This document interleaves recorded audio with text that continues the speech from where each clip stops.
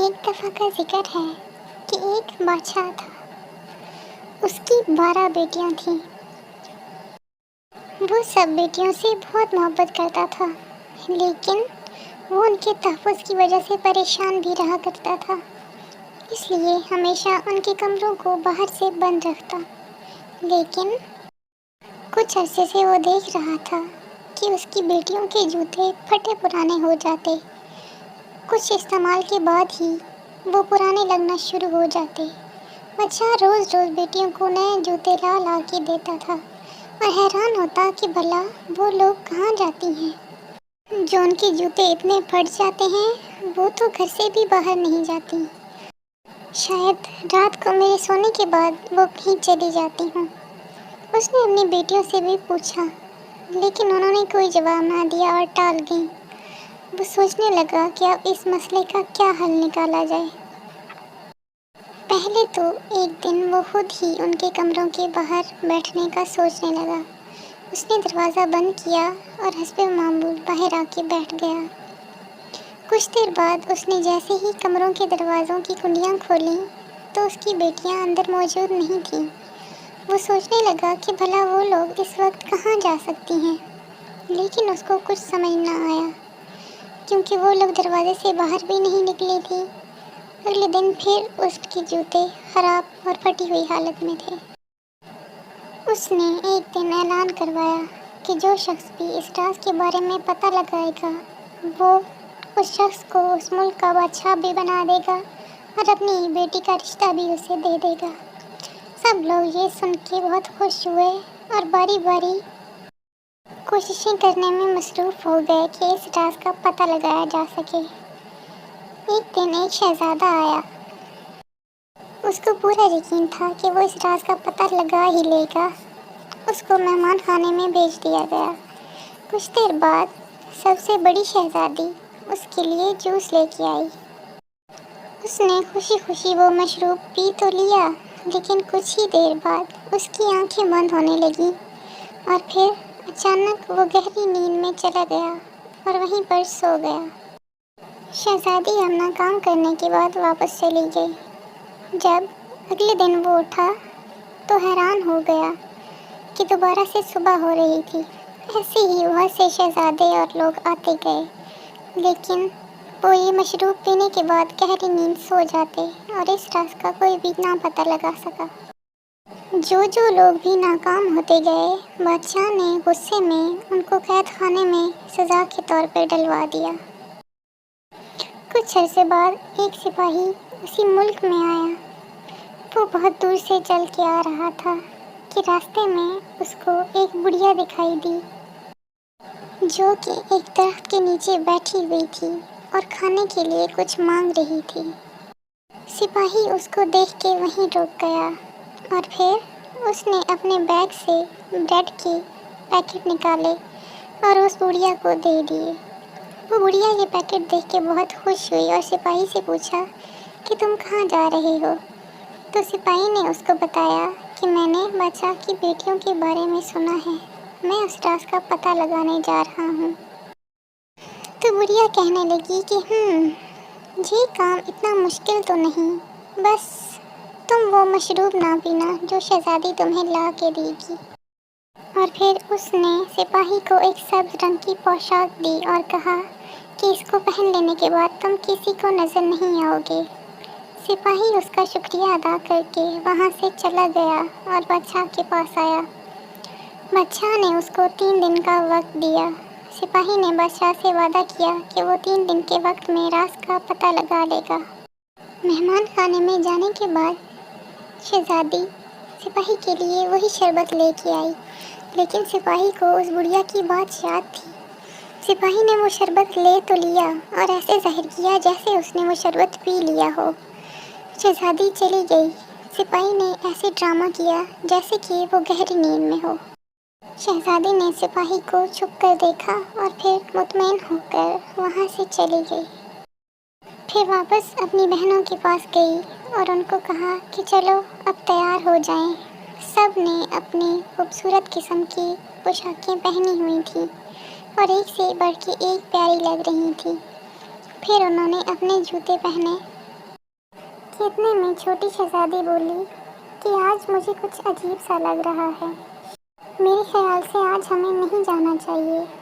تو یہ سن کے بڑی شہزادی بولی، یہ سب تمہارا وہم ہے، اب چلو چلیں۔ اس نے تالی بجائی اور بیٹ خود بخود سرکنے لگا اور آہستہ آہستہ نیچے جانے لگا۔ بیٹ کے نیچے جاتے ہی ایک راستہ بن گیا۔ سپاہی بھی چھپ کر یہ سب دیکھ رہا تھا۔ شہزادیاں ایک ایک کر کے نیچے جانے لگیں۔ سپاہی نے بھی جلدی سے وہ سبز رنگ کی پوشاک پہن لی اور شہزادیوں کے پیچھے ہو لیا۔ پوشاک کی وجہ سے وہ کسی کو نظر نہیں آ رہا تھا، اس لیے آرام سے وہ ان کے پیچھے پیچھے جانے لگا۔ سیڑھیوں سے اترتے وقت اچانک ہی سپاہی کا پاؤں چھوٹی شہزادی کے گاؤن پہ آ گیا تو وہ چلائی کہ کون ہے؟ کسی نے میری پوشاک پہ ابھی پاؤں رکھا، میں بتا رہی ہوں یہاں ضرور کوئی ہے۔ تو بڑی شہزادی بولی کہ ارے کسی کیل میں اٹک گیا ہوگا، اب چپ کر کے چلو۔ ایسے ہی گزرتے گزرتے وہ ایک چاندی کے باغ میں سے گزری۔ وہ بہت خوبصورت تھا۔ سپاہی وہ باغ دیکھ کے حیران ہو رہا تھا۔ سپاہی نے جلدی سے ایک پتے کی طرف ہاتھ بڑھایا اور اس کو توڑ لیا۔ پتے کے ٹوٹنے کی آواز سے چھوٹی شہزادی پھر سے چونک گئی اور کہنے لگی کہ میں بتا رہی ہوں یہاں ضرور کوئی ہے۔ پھر آگے جا کے وہ ایک سونے کی جنگل میں سے گزری۔ اس کے بعد ایک ہیرے کا جنگل بھی آیا، وہ وہاں سے گزرتی گئی۔ سپاہی ہر چیز کو دیکھ کے بہت حیران ہو رہا تھا۔ اس نے دوبارہ سے ہیرے کا ایک ٹکڑا توڑ لیا۔ بار بار چھوٹی شہزادی کو پتہ چل جاتا اور وہ چونک جاتی، لیکن کوئی اس کی بات کا یقین ہی نہیں کر رہا تھا۔ پھر وہ ایک ندی کے پاس پہنچی جہاں 12 شہزادے ان کا انتظار کر رہے تھے۔ وہ سب باری باری کشتیوں میں سوار ہو گئیں۔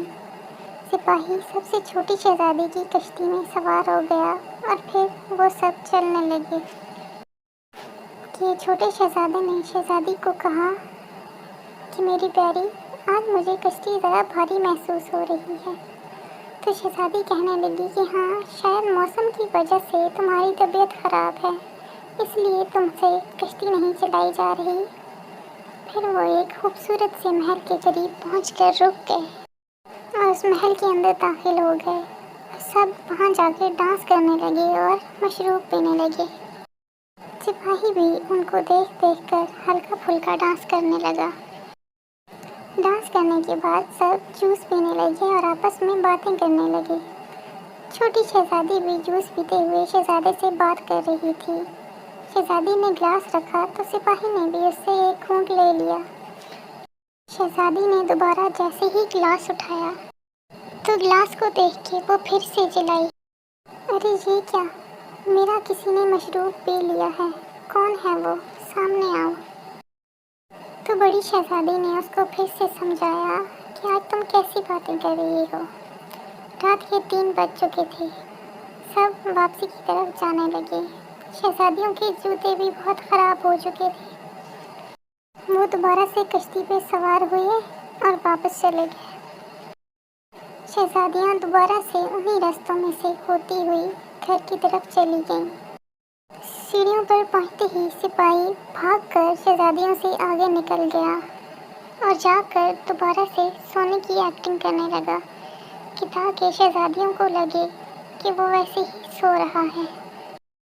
اگلے دن سپاہی کچھ نہ بولا اور رات ہونے کا انتظار کرنے لگا۔ اگلی رات بھی سپاہی شہزادیوں کے پیچھے پیچھے گیا اور باقی ماندہ ثبوت اکٹھے کرنے لگا۔ اس نے سنہری جنگل سے بھی کچھ پتے توڑ کے ثبوت کے طور پر رکھ لیے اور پھر وہاں سے ایک گلاس بھی اٹھا کے اپنے بیگ میں ڈال لیا۔ شہزادیاں جب واپس آتی اور اس کو سویا ہوا دیکھتی تو وہ مطمئن ہو جاتی۔ 3 دن کے بعد بادشاہ نے سپاہی کو بلایا اور کہا کہ تمہاری مدت پوری ہوئی۔ تو سپاہی نے کہا کہ میں نے پتہ لگا لیا ہے، آپ کی بیٹیاں روزانہ رات کے وقت شہزادوں سے ملنے جاتی ہیں اور وہاں جا کے ڈانس کرتی ہیں اور پھر جوس پیتی ہیں۔ وہ جاتے ہوئے 3 طرح کے جنگلوں سے گزرتی ہیں۔ تو بادشاہ کہنے لگا کہ بھلا میں تمہاری بات کا یقین کیسے کروں؟ تو سپاہی بولا کہ یہ رہا سفید جنگل کا پتا۔ شہزادیاں یہ دیکھ کے حیران ہو گئیں۔ پھر سپاہی نے سنہری پتا نکالا۔ اس کے بعد اس نے ہیرے والے جنگل کا ہیرا نکال کے بھی بادشاہ کے سامنے رکھا۔ پھر اس نے اپنے بیگ سے وہ گلاس بھی نکالا جس میں سب لوگ مشروب پیا کرتے تھے۔ تو بادشاہ نے اپنی بیٹیوں کی طرف دیکھا اور کہا کہ کیا یہ سب سچ ہے؟ تو شہزادی بولی کہ ہاں بابا جان، ہم اس بات سے انکار نہیں کریں گے۔ بادشاہ نے سپاہی کو کہا کہ تم اپنی شرط جیت گئے، اب تم جس سے بھی چاہو ان میں سے شادی کر سکتے ہو۔ تو سپاہی بولا کہ میری عمر اتنی کم نہیں ہے، اس لیے میں سب سے بڑی شہزادی کے ساتھ ہی شادی کرنا چاہوں گا۔ اس کے بعد سپاہی کی شادی بڑی شہزادی کے ساتھ کرا دی گئی۔ وہ دونوں ہنسی خوشی زندگی گزارنے لگے اور پھر سپاہی کو بادشاہ بھی بنا دیا گیا اور شہزادی ملکہ بن گئی۔